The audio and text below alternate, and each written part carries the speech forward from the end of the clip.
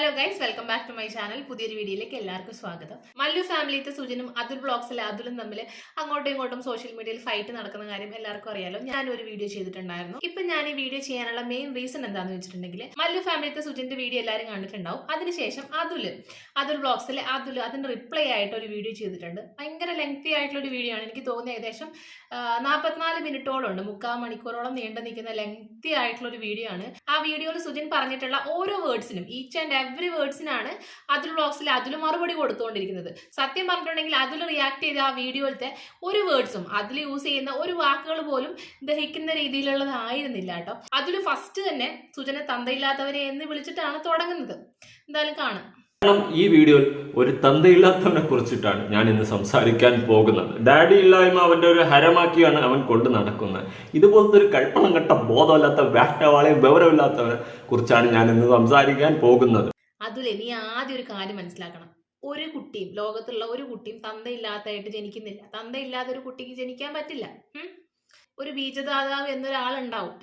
അതുപോലെ പല തന്തയ്ക്ക് ഉണ്ടാകുക എന്ന് പറയില്ലേ, അതും പോസിബിൾ അല്ലടോ. സയന്റിഫിക്കലി ഒരാൾക്ക് ഒറ്റ തന്ത ഉണ്ടാവുള്ളൂ. നിന്നെ പോലെ എന്തായാലും മോചി ജീവിക്കണല്ലോ, അത് തന്നെ എന്റെ മടുക്ക്. മനസ്സിലായോ ഗണേഷ്?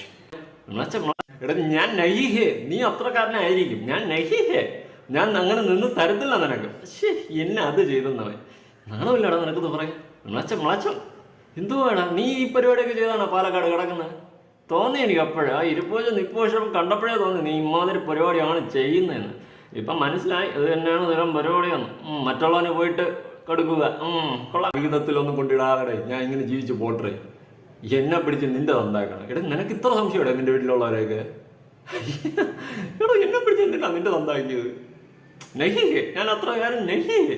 ഒരിക്കൽ എൻ്റെ അപ്പനെ പറയുന്നത്, ഞാനും എൻ്റെ വീട്ടിൻ്റെ അകത്ത് തന്നെ ഇരുന്ന് എടുക്കണം. നീ എന്ത് വെളുത്തണോടാ ബോധമല്ലാത്തന്നെ വിളിച്ചു പറയുന്നത്? ഞാനും എൻ്റെ വീട്ടിൻ്റെ അകത്ത് ഇരുന്ന് തന്നെ വീഡിയോ എടുക്കണം. ഞാൻ പിന്നെ നിന്റെ വീട്ടിൻ്റെ അകത്ത് വന്നിരുന്ന് നീ വീഡിയോ എടുക്കണോ? എന്തുവാണ് പറയുന്നേ? എനിക്കൊന്നും ഈ വീഡിയോയിലുടനീളം ഇത് തന്നെയാ പറഞ്ഞത്. എന്തുവാ ഇത്, നീ എന്ത് തേങ്ങയാടാ പറയുന്നത്, എന്തുവാ ഇത്, എന്ത് തേങ്ങയാടാ പറയുന്നത്.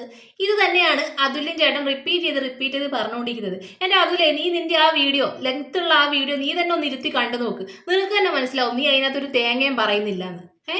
ഇവൻ സുജൻ ചോദിക്കുന്ന ഒരു കാര്യത്തിനും, സുജൻ അതിനകത്ത് ആരോപിക്കുന്ന ഒരു കാര്യത്തിനും അതിൽ കറക്റ്റ് ആയിട്ടുള്ള ഒരു മറുപടി അല്ല കൊടുക്കുന്നത്. ചുമ്മാ വീണെടുത്ത് കടന്ന് ഉരുളാന്ന് പറയില്ലേ, അത് തന്നെ.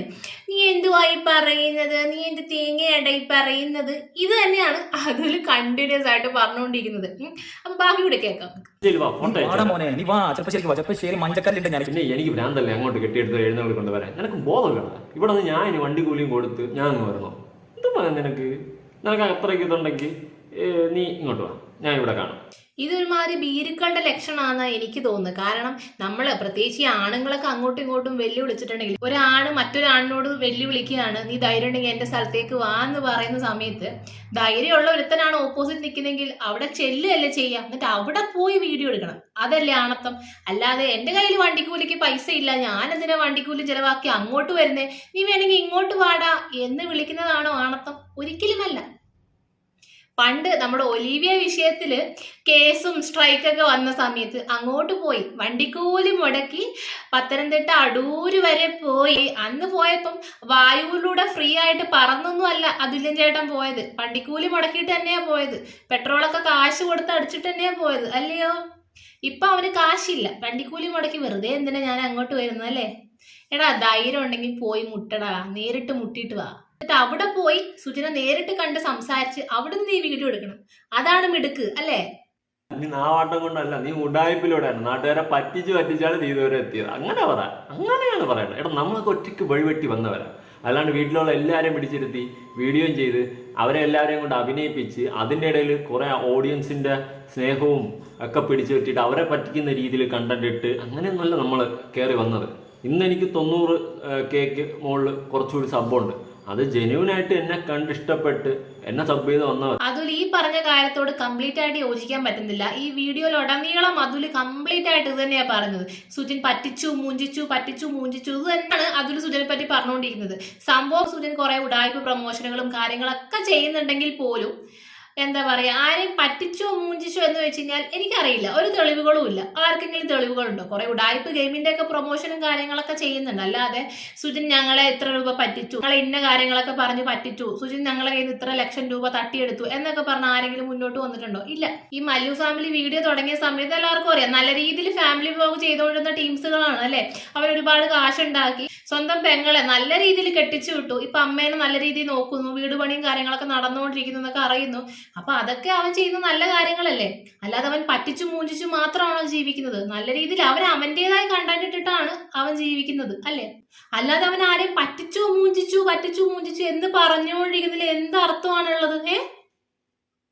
എനിക്ക് മനസ്സിലാവുന്നില്ല അതുലേ. അവൻ ആരെയാ പറ്റിച്ചത്? ഉടായ്പ പ്രൊമോഷനും കാര്യങ്ങളൊക്കെ ചെയ്യുന്നു, അത് ഒട്ടും യോജിക്കാൻ പറ്റാത്ത കാര്യം തന്നെയാണ്. അല്ലാതെ ആരെയാ പറ്റിച്ചത്? നിന്റെ കയ്യിൽ വല്ല തെളിവുണ്ടോ? നിന്റെ കയ്യിൽ വല്ല എവിഡൻസ് ഉണ്ടോ? സുജിൻ എന്ന് പറയുന്ന ആള് ഇന്ന ആൾക്കാരെയൊക്കെ പറ്റിച്ചിട്ടുണ്ട്, ഇതാണ് പ്രൂഫ് എന്നുണ്ട്. നിന്റെ കയ്യിൽ വല്ല പ്രൂഫും ഉണ്ടോ? ഇല്ലല്ലോ. പിന്നെ ഏറ്റവും കൂടുതൽ സങ്കടവും ദേഷ്യവും കലിപ്പും വെറുപ്പും ഒക്കെ തോന്നുന്ന ഒരു ക്ലിപ്പാണ് അടുത്ത ഞാൻ വെക്കാൻ പോകുന്നത്. ഇത് കാണുന്ന ഓരോ അമ്മമാരും ഇതിനെതിരെ പ്രതികരിക്കണം എന്നാണ് എനിക്ക് പറയാനുള്ളത്. നമുക്ക് എന്തായാലും ക്ലിപ്പ് കാണാം.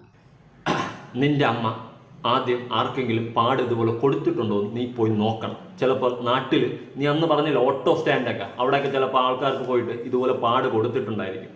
നീ അതാദ്യം പോയി ഒന്ന് നോക്കിയോ, ചിലപ്പോൾ കൊടുത്തിട്ടുണ്ടായിരിക്കും. നിന്റെ അതേ സെയിം പാടുണ്ടോ എന്ന് നോക്കണം. കാരണം എങ്കിൽ കടിയുടെ ആഴം ഒരേ സെയിം കടി ആയിരിക്കും. എങ്കിൽ നോക്കിയാൽ മതി, നിനക്ക് കാര്യങ്ങളൊക്കെ അങ്ങ് ചെറുക്കട്ടായിട്ട് പിടികിട്ടും എന്നാണ് എൻ്റെ ഒരു വിശ്വാസം. ഇവന്റെ ഈ വർത്താനം കേട്ടപ്പോണ്ടല്ലോ, സത്യം പറഞ്ഞ ഇവന്റെ മുഖത്തേക്ക് കാർക്കിച്ച് തുപ്പാനാണ് എനിക്ക് തോന്നിയത്. ഓരോ അമ്മമാരെ അപമാനിക്കുന്നതിന് തുല്യമാണ് ഇപ്പൊ ഇവൻ സുജിന്റെ അമ്മേനെ കുറിച്ച് പരാമർശിച്ചിരിക്കുന്ന ഈ ഒരു കാര്യം. നിനക്ക് ആ അമ്മേനെ നേരിട്ട് അറിയോ? അറിയോ നിനക്ക്? നിന്നോട് ആ അമ്മ എന്തെങ്കിലും ദ്രോഹം ചെയ്തിട്ടുണ്ടോ? നീ ഈ തരത്തിലുള്ള ഒരു കമന്റ് ആ സ്ത്രീനെ പറ്റി പറയാൻ വേണ്ടിയിട്ട് നിന്നോട് അവരെന്തെങ്കിലും അപരാധം ചെയ്തിട്ടുണ്ടോ? അതുലെ ഉണ്ടോ? സുജിൻ നിന്നെ വീഡിയോയിലൂടെ വെല്ലുവിളിച്ചു, നിനക്കെതിരെ ഒരു റിയാക്ഷൻ വീഡിയോ ചെയ്തു. അതിന് മാന്യമായ രീതിയിൽ നിനക്ക് അവനെ പറയാം. നിനക്ക് അവന്റെ അമ്മേനെ പറ്റി പറയാൻ വേണ്ടിയിട്ട് നിനക്ക് എന്ത് അർഹതയാണുള്ളത്? നിനക്ക് എന്ത് യോഗ്യതയാണുള്ളത്? ഒന്ന് സ്വയം ചിന്തിക്കുന്നത് നന്നായിരിക്കും. നിന്റെ വീട്ടിൽ ഇതുപോലെ അവന്റെ അമ്മയുടെ അതേ പ്രായമുള്ള ഒരു അമ്മ ഉണ്ടാവും നിന്റെ വീട്ടിലില്ലേ? ഉണ്ടാവും ഞാൻ വിശ്വസിക്കുന്നു. നിങ്ങളുടെ ഏജ് അനുസരിച്ച് അവന്റെ അമ്മയുടെ അതേ പ്രായമുള്ള ഒരു അമ്മ നിനക്കും ഉണ്ടാവും. നീ ഇപ്പൊ നിന്റെ അമ്മേനെ ആണെങ്കിൽ ഇങ്ങനെ നീ പറഞ്ഞാൽ കേട്ട് നിൽക്കുമോ? നീ ഈ വീഡിയോന്റെ തുടക്കത്തിൽ പറയുന്നുണ്ടായിരുന്നു, വീട്ടുകാരെ പറഞ്ഞിട്ടുണ്ടെങ്കിൽ പുന്നാര പൂക്കാവടി മോനെ നിന്നെ ഞാൻ അങ്ങോട്ട് ഒലത്തുന്ന് നീ പറയുന്നുണ്ടായിരുന്നു. ഇപ്പൊ നീ ആരെ അമ്മേനെ പറഞ്ഞേക്കുന്നത്? അവന്റെ അമ്മേനെയാണ് നീ പറഞ്ഞേക്കുന്നത്. ഇത് കേട്ട് അവൻ വെറുതെ ഇരിക്കുന്നത് നിനക്ക് തോന്നുന്നുണ്ടോ? ഇത് കാണുന്ന ഓരോ അമ്മമാരും ഇതിനെതിരെ പ്രതിഷേധിക്കണം എന്നാണ് എനിക്ക് പറയാനുള്ളത്. സത്യം, സ്ത്രീത്വത്തെ മൊത്തത്തിൽ അങ്ങ് അപമാനിച്ച പോലെയാണ് എനിക്ക് തോന്നിയത്.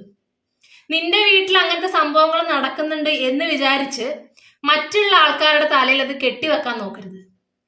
എനിക്ക് ഇത് കേട്ടപ്പോഴാണ് ഒട്ടും അങ്ങോട്ട് സഹിക്കാൻ പറ്റാത്ത രീതിയിൽ ദേഷ്യം വന്നത്. അത്രയും കലിപ്പാണ് കയറി വന്നത്. സംഭവം എനിക്ക് സുജിന്റെ അമ്മയെന്ന് നേരിട്ട് അറിയില്ല, പക്ഷെ ഈ സംഭവം കേട്ട സമയത്ത്, ഇങ്ങനെ ഒരു പരാമർശം ആ അമ്മേനെ പറ്റി കേട്ട സമയത്ത് സത്യമായിട്ടും ഭയങ്കരമായിട്ട് ഫീലായി. ഇനി ഇത് ഏറ്റുപിടിച്ച് അതുലിന്റെ വീഡിയോ ഏറ്റുപിടിച്ച് അതുലിനെ താങ്ങി നടക്കുന്ന കുറച്ച് ആൾക്കാരുണ്ട്, അതുലിനെ താങ്ങി നടക്കുന്ന കുറച്ച് യൂട്യൂബേഴ്സ്, ആരൊക്കെയാന്ന് ഞാൻ പറയണ്ടല്ലോ. അതുങ്ങളിപ്പോ ഇളകും. എന്താ ഇളകാതെ നോക്കി നിൽക്കുമായിരുന്നു ഞാൻ. സംഭവം അതുലിനെ അവനെ തൊട്ട് കഴിഞ്ഞാൽ ഇവിടെ കൊള്ളും എന്ന് പറഞ്ഞ പോലെ അതുലിനെ തൊട്ട് കഴിഞ്ഞാൽ വിത്തിൻ മണിക്കൂറുകൾക്കുള്ളിൽ റിയാക്ഷൻ വരേണ്ടതായിരുന്നു. എന്തുകൊണ്ട് ഒരു റിയാക്ഷനും വന്നില്ല? യൂട്യൂബിന്റെ ഓണർ ആയിട്ടുള്ള അതുല്യം പറഞ്ഞു കഴിഞ്ഞാൽ എന്ത് നടക്കുന്നാണല്ലോ അതുൽ സ്വയം വിചാരിക്കുന്നത്. എന്തുകൊണ്ട് ആരും റിയാക്ട് ചെയ്തില്ല?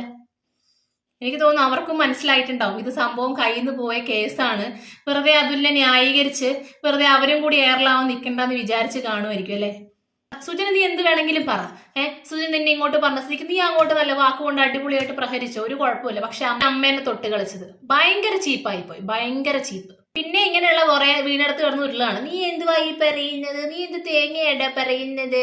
നിന്നെ പോലെ ഞാൻ പറ്റിച്ചല്ല മൂഞ്ചിച്ചല്ല ജീവിക്കുന്നത് തന്നെയാണ് കണ്ടിന്യൂസ് പറഞ്ഞുകൊണ്ടിരിക്കുന്നത്. ഇവൻ പറയുന്ന മറ്റൊരു കാര്യമാണ്, കേൾക്കാം നമുക്ക്. ഫേസിനെ കളിയാക്കിയോ സംസാരിക്കുന്നുണ്ട്. അതാണ് ഞാൻ പറഞ്ഞത്, ഇവൻ്റെയൊക്കെ ഉള്ളിലെ ആ ഒരു സാധനം മറ്റൊരാളുടെ ഫേസ് ഫിസിക്കൽ അപ്പിയറൻസിനെ കണ്ടിട്ട് കളിയാക്കുന്ന വൃത്തികെട്ട മെൻറ്റാലിറ്റിയാണ്. ഇവനൊക്കെ എങ്ങനെയാണോ സപ്പോർട്ട് ചെയ്യുന്ന ആൾക്കാർ ഇത്രയും ബോഡി ഷെയ്മിങ് ഇങ്ങനത്തെ കാര്യങ്ങൾ ചെയ്യുന്നവരെ? ഞാൻ എപ്പോഴും എൻ്റെ ഏത് വീഡിയോസ് ചെക്ക് ചെയ്ത് കഴിഞ്ഞാലും ഞാൻ ഒരാളെ ബോഡി ഷെയ്മിങ് ചെയ്യാറില്ല. നിങ്ങൾ ചെക്ക് ചെയ്ത് കഴിഞ്ഞാൽ അറിയാൻ പറ്റും.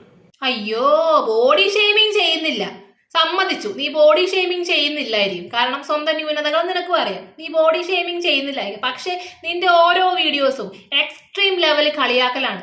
നീ ആരെ പറ്റിയാണോ വീഡിയോ ചെയ്യുന്നത്, ആണെന്നില്ല പെണ്ണെന്നില്ല, എക്സ്ട്രീം ലെവലായിട്ട് നീ എക്സ്ട്രീം പുച്ഛത്തോടുകൂടി കളിയാക്കിയാണ് ഓരോ വീഡിയോസിലും ഓരോ ആൾക്കാരെ പറ്റി നീ പറയുന്നത്. അത് നിന്റെ ഓരോ വീഡിയോസും നീ തന്നെ ഒന്ന് റിപ്പീറ്റ് അടിച്ച് കണ്ടുനോക്ക്, നിനക്കത് മനസ്സിലാവും. എത്രയോ ആൾക്കാർ വീഡിയോ ചെയ്യുന്നുണ്ട്, എന്തോരം മാന്യമായിട്ട് വീഡിയോ ചെയ്യുന്നുണ്ട്.